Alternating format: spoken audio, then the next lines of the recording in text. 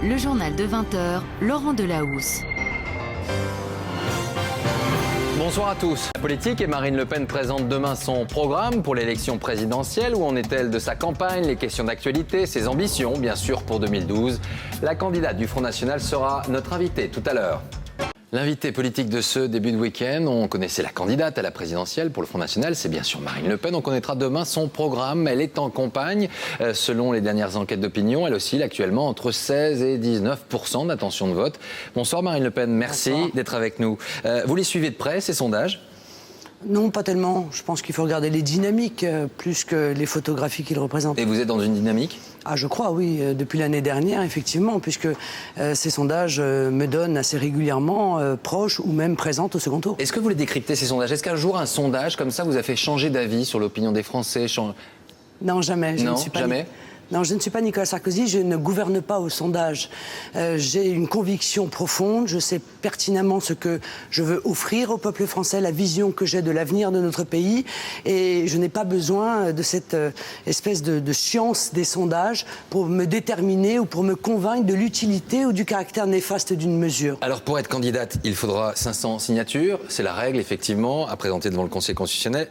Vous savez où vous en êtes à peu près aujourd'hui de ces 500 signatures ? Aujourd'hui, je pense que nous aurons, comme à chaque fois, des difficultés pour les avoir. Cette mesure des parrainages des maires et surtout la publicité qui est donnée du nom de ces maires est une mesure profondément antidémocratique qui sert de base à toutes les pressions et qui aujourd'hui doit être résolument remise en cause. Donc vous en êtes à 200, 300, vous ne savez pas, il faudra quoi ? 600, 700 pour être garantie finalement d'être présente ? Oui, c'est ça, parce que nous sommes aujourd'hui aux promesses de parrainage. Vous savez, c'est comme le Téléthon, entre la promesse et la réalisation. Parfois, il y a du déchet, comme on dit. Et comme votre père, il était assez inquiet, puis ça se passait bien au dernier moment ? Oh non, ça ne s'est jamais bien passé. On a dépensé une énergie folle, un argent fou, et pendant qu'on fait cela, on ne fait pas autre chose. Et nos adversaires, évidemment, en profitent, parce que eux, somme toute, les grands partis, l'UMP et le PS, ils n'ont qu'à claquer des doigts pour avoir les parrainages. Je trouve qu'il est scandaleux que les mouvements qui ne participent pas au système aient autant de difficultés à recueillir ce qui est un obstacle administratif, normalement. On va revenir sur votre programme dans un instant. On a suivi, effectivement, avec nos équipes, dans votre fief, dans le nord de la France, ces ouvriers qui font aujourd'hui le socle de votre électorat. On va en parler dans un instant. On regarde le reportage de Guillaume Darey, Marianne Masse et Dominique Masse. À la sortie de l'usine, le FN fait recette. Pour ces ouvriers, la mondialisation se fait sur leur dos. Et Marine Le Pen, c'est une des réponses possibles. Donc à la dernière présidentielle, vous aviez voté Front National et là, vous allez à nouveau voter Front National. Oui, pourquoi ? Ah oui. Oh, faut pas croire qu'ils vont voter pour l'autre. Hein. Disons qu'elle fait passer un message fort, quoi. Un message qu'aujourd'hui, je pense qu'on devrait tous entendre et écouter. Bonjour monsieur, ça va bien, merci. Ce message, c'est celui de la protection sociale, mais aussi identitaire, qui fait d'elle l'une des championnes des ouvriers. 42% de jugements favorables dans le dernier baromètre Ipsos, plus 7 points, loin devant Nicolas Sarkozy. Un discours porté depuis plusieurs mois à Tours. Elle cite Jean Jaurès. Le 1er mai, à Paris, elle s'adresse directement aux classes populaires. Les ouvriers n'ont jamais été aussi pauvres, aussi malheureux, ils n'ont jamais été aussi inquiets pour l'avenir de leurs enfants. Eh bien moi je n'ai pas de leçon à recevoir de syndicats qui, main dans la main avec le pouvoir, ont contribué à développer la mondialisation.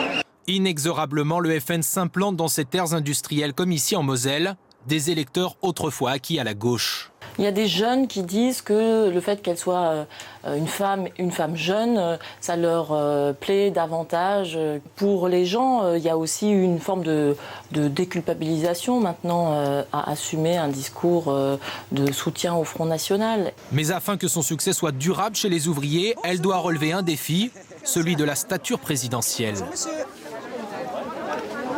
Peut-elle devenir crédible sur les grands dossiers que sont les dossiers par exemple de la dette publique, de la mise en place d'un protectionnisme qui ne suscite pas de l'autre côté des répliques qui seraient délétères, terribles pour l'économie française.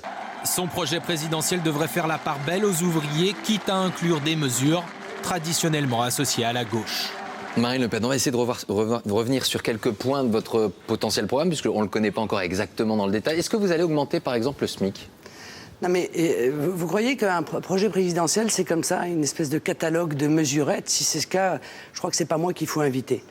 Moi, j'ai un grand projet à proposer aux Français. Ce projet consiste à rendre aux Français leur pays, leur liberté, leur richesse et leur fierté. Parce que moi, je crois que ce pays est pillé.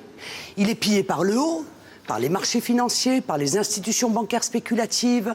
Il est pillé par nos élites politiques et par leur corruption. Il est pillé par le bas, par une délinquance de plus en plus arrogante et de plus en plus brutale. Est-ce qu'on pourrait prendre juste le cours de l'interview? Je vous ai posé une question aussi essentielle qui concerne des millions d'ouvriers. Est-ce que vous allez proposer d'augmenter le SMIC? C'est une mesure importante. Je vais mettre en place toute une série de mesures que vous découvrirez demain qui vont permettre aux Français de voir augmenter leur pouvoir d'achat. Pas sur le SMIC donc? Leur pouvoir d'achat. Directement. Et je vais surtout recréer l'emploi. Parce qu'il n'y a qu'une chose dont on ne parle pas dans notre pays, c'est de créer l'emploi. On fait de l'accompagnement du chômage, ça n'est pas ça que les Français attendent. Les Français attendent de la croissance. Ils attendent qu'on les protège face à la mondialisation. Ils attendent qu'on cesse la concurrence déloyale qui ruine nos industries et nos commerces. Ils attendent que les PME et les PMI soient enfin aidés parce que c'est là qu'est la source de la création, de la création d'emplois. Une question, justement. Votre père était plutôt opposé à l'impôt sur le revenu, il pensait même finalement l'écarter. Est-ce que vous allez, vous, augmenter les impôts en France? C'est une question concrète, essentielle pour les Français, oui ou non? Pas du tout. Je ne vais pas augmenter, en tout cas je ne vais pas les augmenter, je vais même les alléger sur ceux qui aujourd'hui voient peser sur eux tous les efforts, c'est-à-dire les classes moyennes et les classes populaires, c'est-à-dire les PME, les PMI, les TPE, les commerçants et les artisans. Parce que permettez-moi de rappeler tout de même que les petites entreprises payent en moyenne 22% payés d'impôts, alors que les grandes entreprises n'en payent que 8%. Ça aussi, dans mon projet présidentiel, je vais radicalement inverser cette tendance, parce qu'encore une fois, je crois que le développement économique passe par ce réseau, cette richesse de PME, PMI et de très petites entreprises. Un mot d'une question d'actualité. On parle beaucoup du nucléaire en ce moment. On vous a assez rarement effectivement entendu sur cette question. C'est une question importante. Est-ce que vous êtes comme les Verts pour arrêter le nucléaire, pour une sortie progressive comme le PS, ou finalement comme un état actuel des choses, comme le souhaite le président de la République? Monsieur, je pense que le nucléaire est effectivement une énergie dangereuse. Le jour où l'on pourra s'en passer, il faudra le faire. Aujourd'hui, ça n'est absolument pas le cas. Et pour assurer l'indépendance de notre pays et pour assurer justement une énergie qui reste abordable, il n'y a pas d'autre solution aujourd'hui que de continuer dans le nucléaire et surtout de continuer à investir dans la sécurisation du nucléaire, ce qu'évidemment les Verts refusent. Dans un processus qui m'apparaît assez dangereux. Assez dangereux. Juste qu'on sache un petit peu, est-ce que vous espérez finalement revivre une forme de 21 avril? Vous pensez que vous serez au second tour de la présidentielle aujourd'hui? Je pense que je serai au second tour, mais j'espère ne pas revivre un 21 avril, parce que ce que je veux, c'est être élu président de la République pour exercer le pouvoir, pour pouvoir appliquer le projet que je présenterai demain. Par conséquent, la présence au second tour est nécessaire, mais n'est pas suffisante. Merci Marine Le Pen, merci beaucoup.